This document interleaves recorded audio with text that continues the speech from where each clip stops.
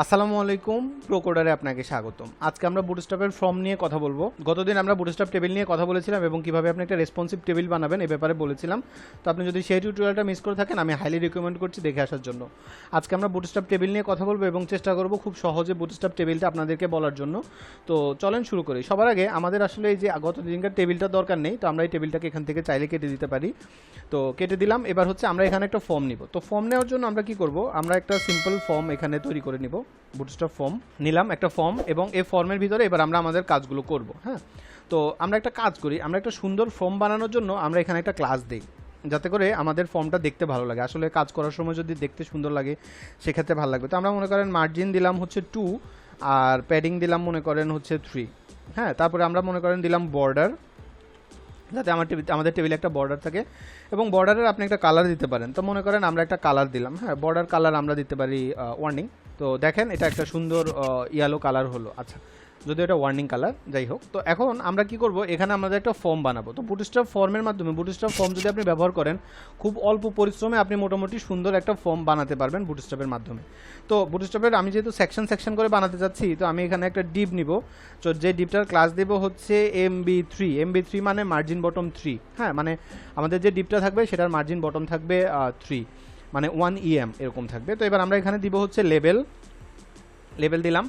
Label দিয়ে এই লেবেলে আমরা মনে করেন দিলাম হচ্ছে নেম। হ্যাঁ, এবার এর ভিতরে এবার আমরা লেবেলের নিচে থাকবে ডেফিনেটলি আমাদের ইনপুট ফর্ম। তো আমরা দিলাম হচ্ছে আমাদের ইনপুট ফর্ম, এখানে আমরা নিলাম।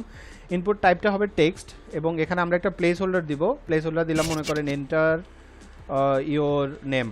হ্যাঁ, এবার এটা দেখেন এখন সিম্পল হলো। এখানে আমরা এখন যদি বুটস্ট্র্যাপ ক্লাস ফ্রম কন্ট্রোলটা ব্যবহার করি তাহলে দেখবেন এটা খুব সুন্দর হয়ে যাবে।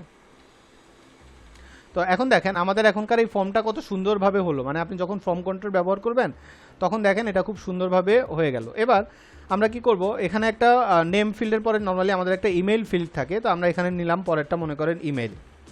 আচ্ছা, এবার এখানে থাকবে হচ্ছে এন্টার ইউর ইমেল। হ্যাঁ, এখন আপনি সবসময় বুটস্ট্র্যাপে যখন কাজ করবেন চেষ্টা করবেন, বুটস্ট্র্যাপে না সবসময় চেষ্টা করবেন যে টাইপটা পারফেক্টলি দিতে।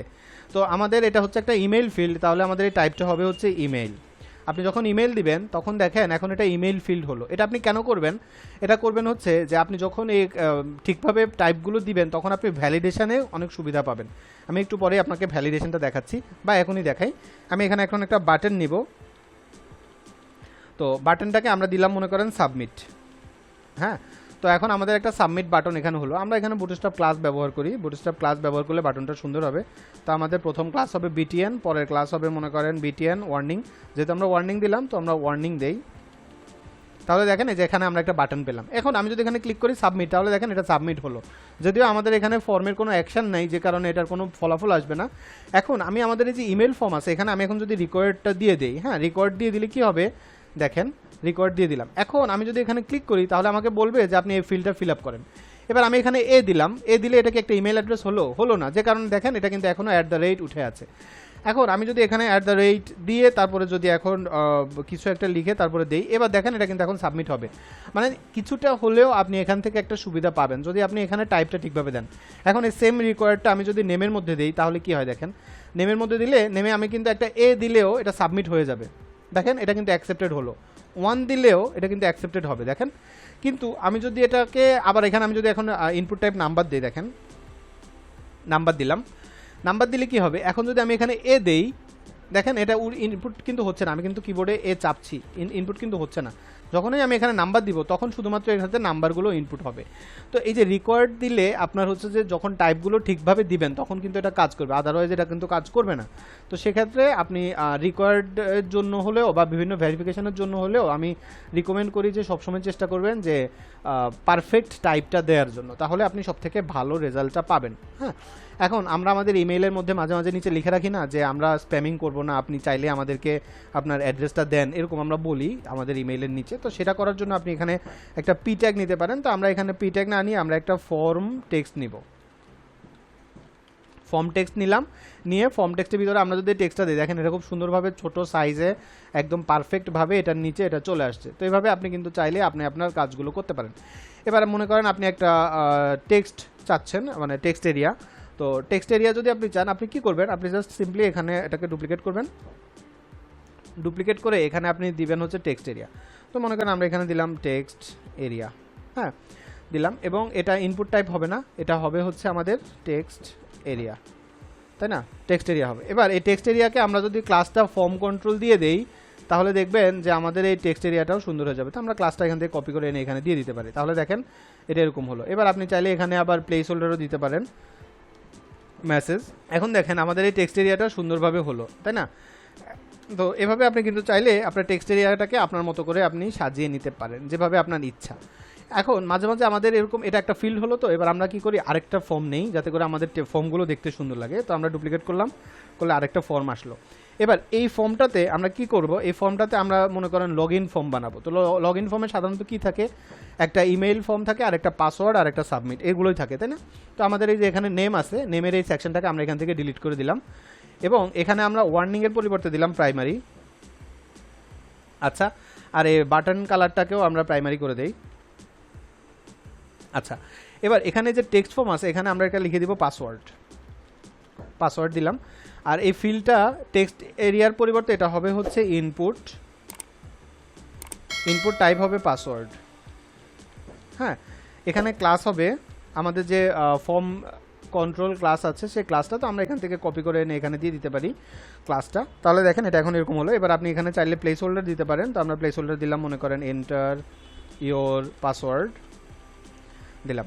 এবার আপনি যদি এখানে লাইভ সার্ভার ডিস্টার্ব করছে, আমি আবার লাইভ সার্ভারটা ওপেন করি। এখন দেখেন এখানে আমি যদি এখন কিছু টাইপ করি এটা কিন্তু এখন পাসওয়ার্ড আকারে টাইপ হচ্ছে এবং সুন্দর একটা ফর্ম আমাদের এখানে হলো। এবং আপনি এখানেও কিন্তু ভেরিফিকেশনটা অ্যাড করে দিতে পারেন। আমি যদি ইমেইলের এখানে রিকোয়ার্ডটা দিয়ে রাখি, এই যে রিকোয়ার্ড দেওয়া আছে, তো এখন কিন্তু আপনি চাইলে আবার এখানে আপনি চাইলে ইউজার নেম হিসাবেও দিতে পারেন, তাই না।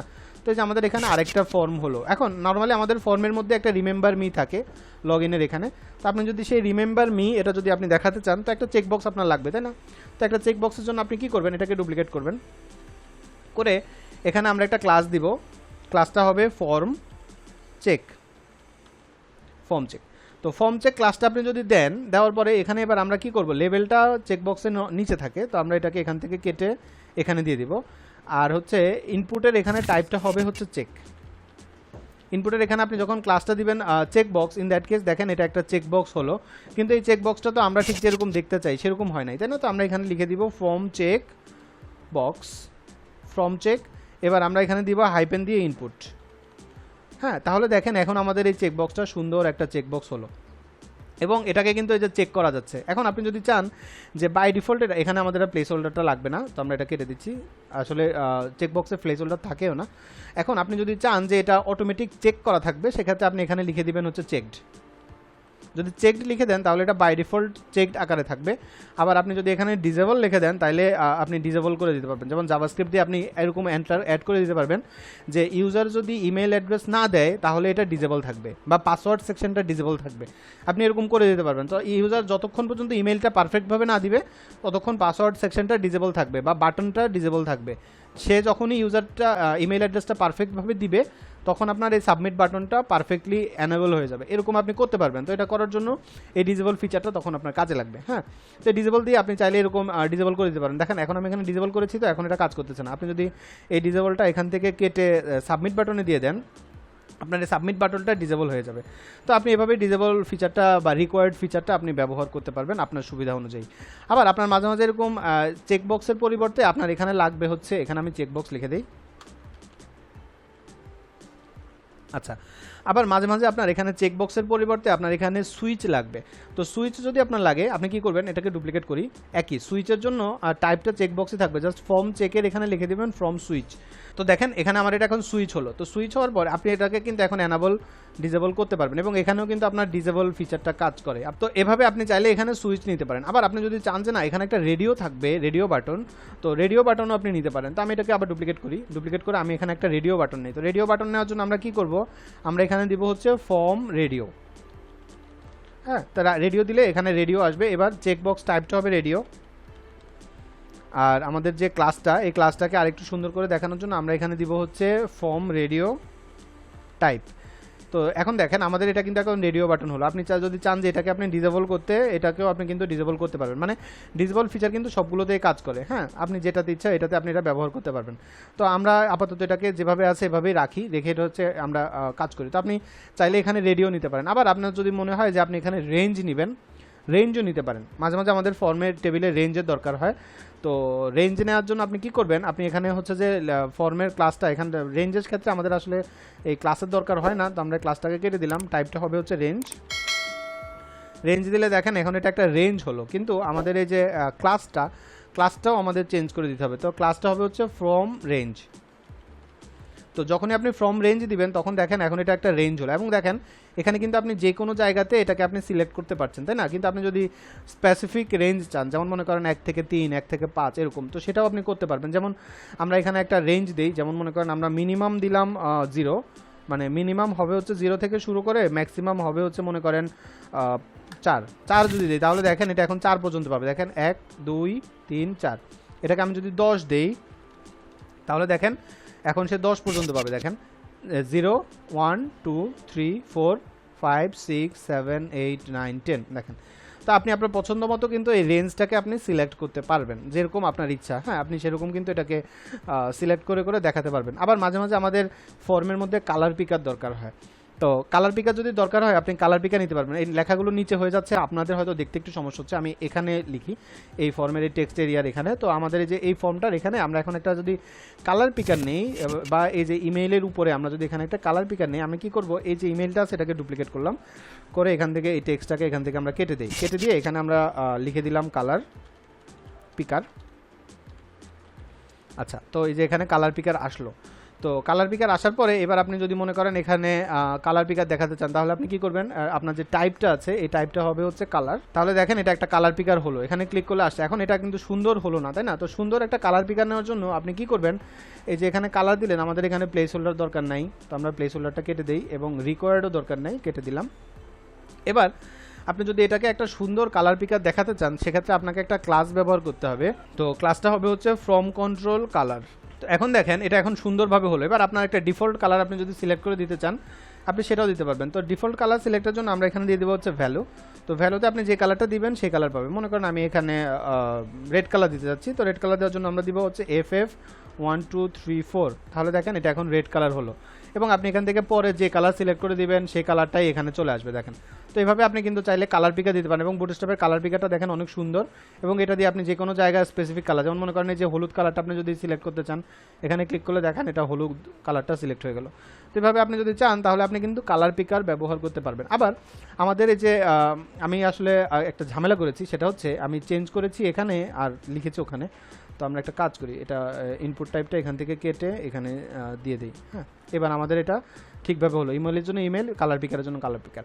আবার মাঝে মাঝে আপনার এমন হবে যে আপনার এই যে ইমেল ফর্ম আছে বা ইনপুট ফর্ম, এই ফর্মটা বড় মনে হচ্ছে বা ছোট মনে হচ্ছে, তো আপনি এদেরকে সাইজিং বড় ছোট করতে পারবেন। তো মনে করেন আপনি যদি এটাকে এই ইমেল ফর্মটাকে বড় করতে চান, তাহলে যে ফর্ম কন্ট্রোল আছে না, এই ফর্ম কন্ট্রোলের সাথে আরেকটা ফর্ম কন্ট্রোল নেবেন, আমি কপি করে দেখাই। ফর্ম কন্ট্রোলের এখানে আপনি যদি SM দেন, মানে স্মল সাইজ, তাহলে দেখেন এখন এটা স্মল হয়ে গেল। আবার আপনি যদি LG দেন তাহলে দেখেন এটা বড় সাইজের ফর্ম হলো। এটার সাথে কম্পেয়ার করেন, এটার থেকে এটা বড় LG। আর আমি যদি এখন স্মল সাইজে যাই তাহলে দেখেন এটা হচ্ছে যে এটার থেকে ছোট। তো আপনি যদি আপনার ফর্মের বড় ছোট সাইজ চান আপনি সেটাও কিন্তু করতে পারবেন। আবার মাঝে মাঝে আমাদের কিন্তু ফর্মের মধ্যে সিলেকশন ফিল্ডের দরকার হয়। তো সিলেকশন ফিল্ড যদি আপনার দরকার হয় আপনি কিন্তু সিলেকশন ফিল্ডও নিতে পারবেন। তো আমাদের এই যে কালার পিকার আছে, কালার পিকারের নিচে আমরা এটাকে আরেকবার ডুপ্লিকেট করে এখানে আমরা হচ্ছে যে সিলেকশন ফর্মটা নেই। তো সিলেকশন ফর্ম নেওয়ার জন্য আমরা এখানে লিখবো হচ্ছে সিলেক্ট। এবার এই সিলেক্টের ভিতরে আমরা নিব হচ্ছে অপশন। অপশন দিলাম মনে করেন 1 এর ভিতরে আমরা দিলাম মনে করেন 1, ডুপ্লিকেট করি কয়েকবার করলেই হবে।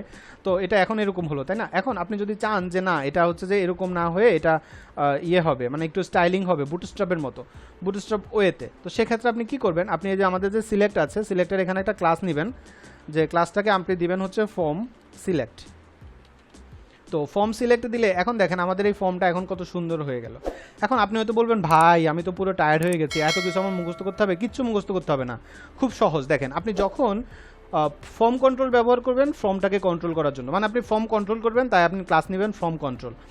আর এই যে সিলেক্ট, কালার পিকার, এগুলোর মধ্যে আপনি কি করছেন দেখেন, কালারের জন্য আপনি নিচ্ছেন হচ্ছে বুটস্ট্র্যাপের জন্য আপনি টাইপ নিচ্ছেন কালার, আর ফর্ম কন্ট্রোলের সাথে অ্যাড করে দিচ্ছেন কালার। সিলেক্টের ক্ষেত্রে আপনি কি করছেন, জাস্ট ফ্রম সিলেক্ট এটা লিখে দিচ্ছেন। আবার দেখেন ইমেইলের ক্ষেত্রে আপনি যে চেকবক্সের ক্ষেত্রে দেখেন আপনি হয়তো নিচ্ছেন হচ্ছে টাইপ চেকবক্স ফ্রম সুইচ, তারপরে দেখেন type form check, form switch, form radio, মানে আপনি যেটা ব্যবহার করছেন ফর্মের সাথে জাস্ট সেটা অ্যাড করে দিচ্ছেন, তাতেই আপনার ফর্মটা তৈরি হয়ে যাচ্ছে। আপনাকে কিন্তু অনেক বেশি মুখস্থ করা লাগবে না, আপনি কয়েকটা প্রজেক্টে এগুলো ব্যবহার করলে আপনার অটোমেটিক দেখবেন এগুলো মনে থাকছে, এটা মুখস্থ করার ব্যাপার নাই। যদি এমন হতো যে ফ্রম চেকের সাথে আরও কিছু ব্যাপার মনে রাখার দরকার হতো, সেক্ষেত্রে আপনার প্রচুর মনে রাখার ব্যাপার ছিল। এটা হচ্ছে যে আপনি কিছুদিন যখন প্রজেক্টে ব্যবহার করবেন কোডগুলো, আপনার দেখবেন এগুলো অটোমেটিক মনে থাকবে। তো যাই হোক, আমি চেষ্টা করেছি বুটস্ট্র্যাপ ফর্মটা খুব সহজে আপনাদেরকে বোঝানোর জন্য, আশা করছি আপনি বুঝতে পেরেছেন। তারপরেও কোনো প্রশ্ন থাকলে নির্দ্বিধায় কমেন্ট করতে পারেন, আমি আমার অবসর সময় আপনাদের কমেন্টগুলো পড়ি। আর প্রোকোডারের ভিডিওগুলো শেয়ার করতে একদম ভুলবেন না, তাহলে আরও অনেকের জন্য কোডগুলো শিখতে বা কাজগুলো শিখতে অনেক সহজ হবে, অনেকে অনেক সহজে শিখতে পারবে। তো সুস্থ থাকবেন, নিরাপদ থাকবেন, প্রোকোডারের সাথেই থাকবেন। ধন্যবাদ।